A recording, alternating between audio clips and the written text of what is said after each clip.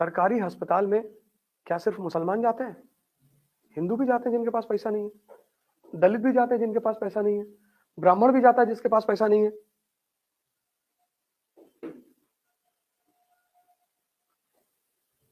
है कि नहीं? तो अगर सरकार मजबूत हो और काम करने वाली हो, और सरकार में राम मनोहर लोहिया जैसे नेता हो, शास्त्री जैसे नेता हो, अंबेडकर जैसे नेता हो, भाई साहब 5 साल में यूपी का सारी प्रॉब्लम खत्म हो जाए। राम मनोहर लोहिया की जब डेथ हुई ना, तो उनकी जेब में सिर्फ 10 रुपए थे, और उनको इलेक्ट्रिक जो होता है ना, बिजली वाला लाश जलाने वाला, उसमें जलाया गया था। 13 रुपया 80 पैसा खर्चा हुआ था।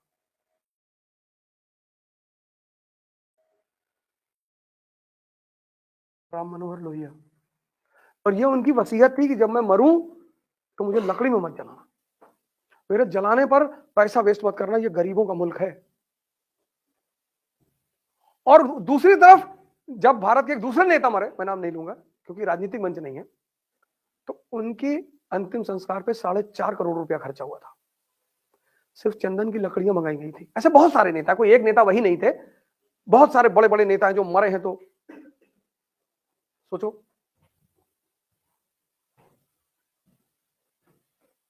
तैयारी का दूसरा मतलब है लॉ ऑफ कनेक्टिविटी। पहला मतलब क्या है? उसके बिना तो कुछ होगा ही नहीं। दूसरा मतलब क्या है? अब ये जो तुम डायग्राम देख रहे हो ना, भारत, ये यूपी में जातिवाद तुम कैसे कंट्रोल करोगे? प्रवचन करके नहीं। बिहार में जातिवाद तुम कैसे कंट्रोल करोगे? प्रवचन करके नहीं। तब कैसे करोगे? यहां औद्योगिक क्रांति करवा दो। जैसे तुम यहां औद्योगिक क्रांति कराओगे, यहां का सामाजिक संरचना बदल जाएगा, इकोनॉमी बदलेगी। जैसे इकोनॉमी बदलेगी, समाज बदल जाएगा। फिर समाज में 2 तबके हो जाएंगे, एक पूंजीवादी, एक मजदूर। अभी क्या है? अभी सामाजिक संरचना क्या है? अभी यहां ब्राह्मण है, दलित हैं, राजपूत हैं। वो पुरानी सामाजिक, क्योंकि पुरानी अर्थव्यवस्था है ना। नहीं बात समझ में आ रही?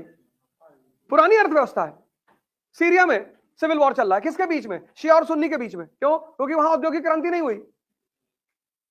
तो क्योंकि वहां पुरानी अर्थव्यवस्था है, तो वहां पुरानी सामाजिक व्यवस्था भी है। इकोनॉमी और समाज का बहुत गहरा संबंध है।